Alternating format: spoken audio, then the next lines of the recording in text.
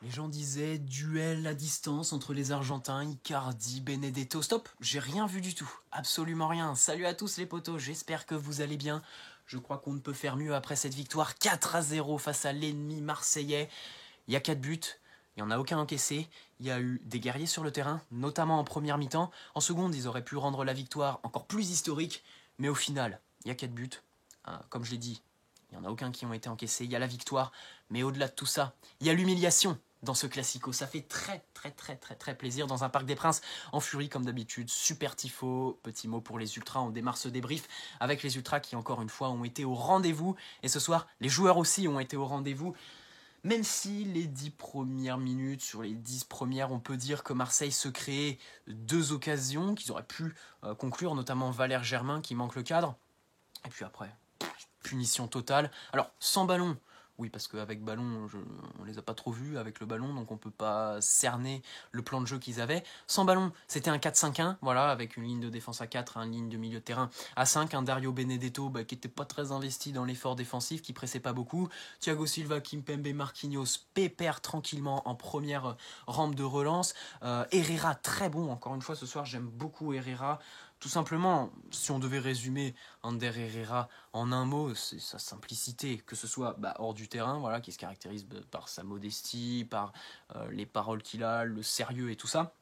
Et puis sur le terrain, avec le ballon, ça fait beaucoup de bien d'avoir un joueur qui joue en une touche, qui joue en première intention, qui lève la tête avant d'avoir la balle et qui sait, quand il la reçoit dans les pieds, il sait pertinemment où est-ce qu'il va la mettre. Et ce soir, il a été d'autant plus intelligent puisqu'il est venu se mettre entre les deux lignes marseillaise, la ligne défensive et la ligne du milieu de terrain. Ça fait super plaisir. Verratti, techniquement, mardi soir, il était un peu en dedans, mais Verratti, à l'image du milieu de terrain et à l'image de l'équipe en général, techniquement, c'est énorme. Dans l'intensité, c'est énorme. Ce soir, oui, on peut dire que c'était un match de Ligue des Champions, sauf que pour jouer un match de Ligue des Champions, il faut deux équipes qui la jouent cette Ligue des Champions. Or ce soir, tu n'en avais qu'une et ça s'est ressenti. C'était à sens unique, 4-0 à la mi-temps quand même. Ça fait très mal pour les Marseillais.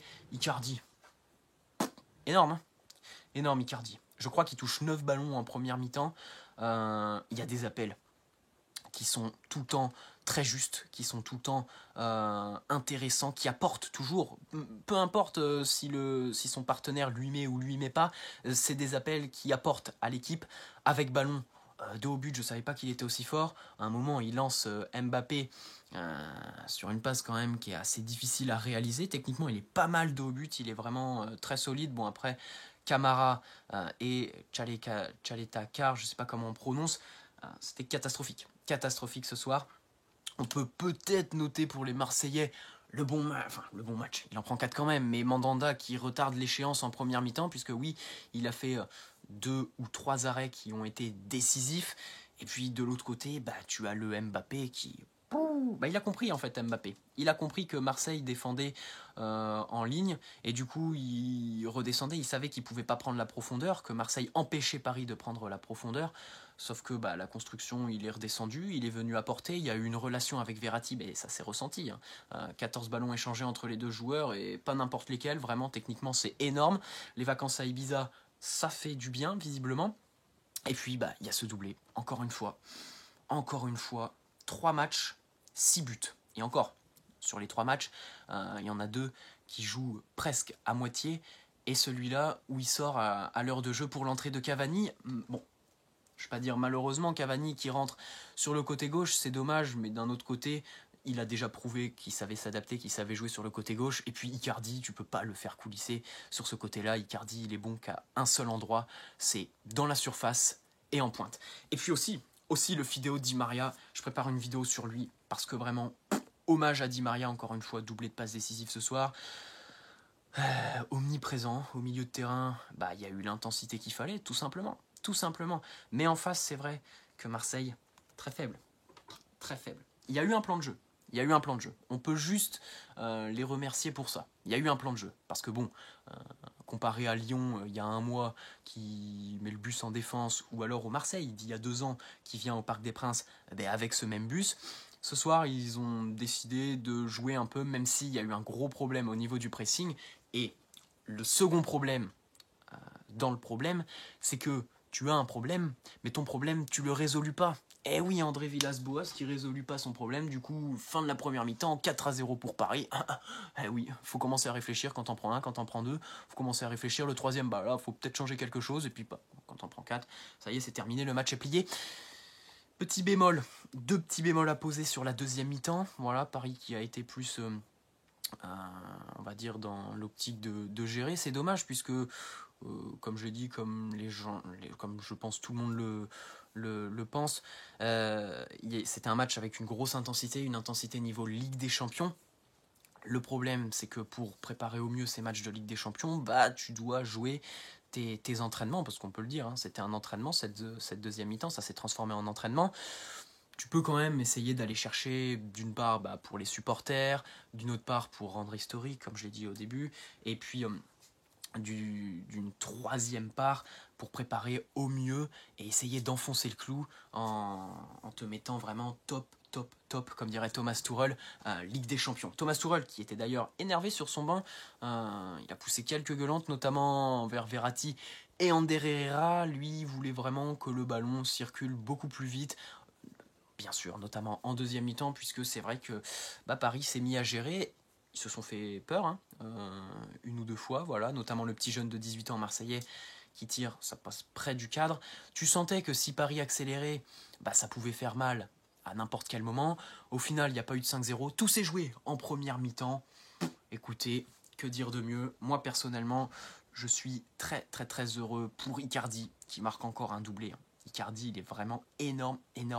Alors, je dis pas qu'il faut lever son option d'achat tout de suite, parce que j'attends à voir quand même sur la durée. Mais ça fait quand même 1, 2, 3, 4, 5 matchs qui marquent. Et sur les deux derniers matchs, bah, c'est 4 buts. C'est énorme. Énormissime, surtout qu'il touche pas beaucoup de ballons. Il touche vraiment... Enfin, son nombre de ballons touchés est famélique, Icardi. Et au-delà des buts qu'il marque, c'est que sans ballon, je le trouve super intéressant. Ce mec-là, je pensais pas qu'il était aussi intéressant. J'avais vu une interview d'un ancien joueur qui le tapait, qui disait que Icardi, il savait que tirer, il savait rien faire d'autre. Dos au jeu, il est vraiment bon. Il est vraiment très fort. Puis Mbappé, de toute façon, face à la défense de Marseille, bah, aussi mauvaise, tactiquement aussi mal alignée. Il y a eu un gros problème d'alignement qui s'est caractérisé par la prestation de Bounassar, par exemple. Bah, Mbappé, il a su en profiter. Hein. Et puis le Di Maria, omniprésent. Omniprésent, super, ça fait vraiment très plaisir les potos.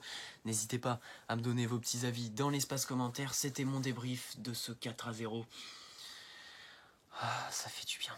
Ça fait du bien le petit 4-0. On poursuit aussi hein, la série d'invincibilité et ils en ont encore pour 6 mois sans victoire les Marseillais. Rendez-vous au Vélodrome, je ne sais pas quand est-ce qu'il va jouer mais ce sera sûrement courant mars-avril pour le match retour. Et puis voilà pour l'instant, objectif Dijon vendredi prochain pour le PSG qui encore une fois ce soir impressionne. Parce que face à Bruges, c'est pas trop le PSG qui a impressionné, c'est plus Mbappé, on va le dire. Parce que Paris a été bousculé, mais là vraiment la première mi-temps, d'une rare intensité. Des guerriers, puis tous.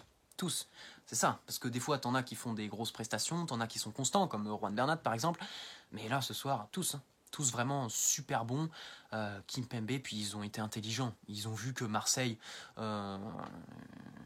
il faisait n'importe quoi, que c'était complètement farfelu la tactique d'André Villas-Boas, et notamment Kimpembe et Thiago Silva, Marquinhos aussi, hein, qui sont très précis, on le sait tous, à la relance, que ce soit dans les airs, pour casser les lignes entre les joueurs, pour lancer dans la profondeur, vraiment au top du top.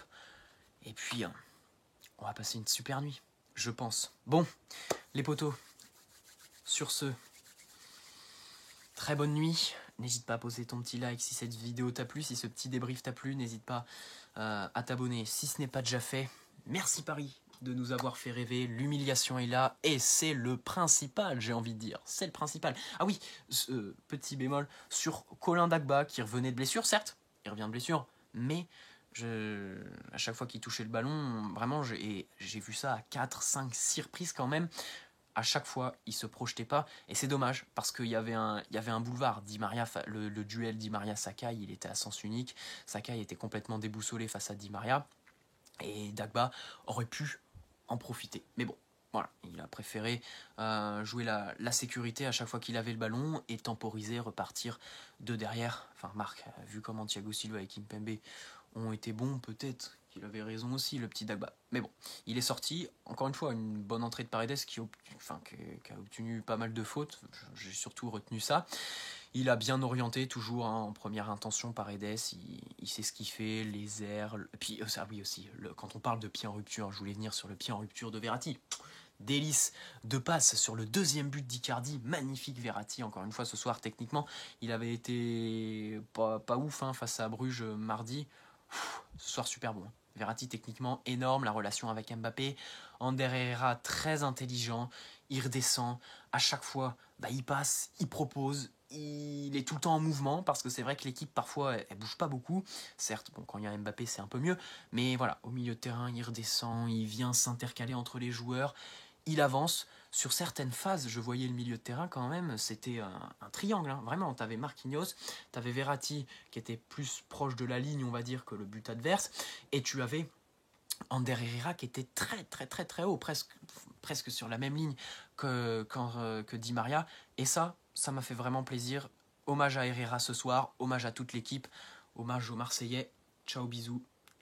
Allez, très bonne soirée à tous les potos.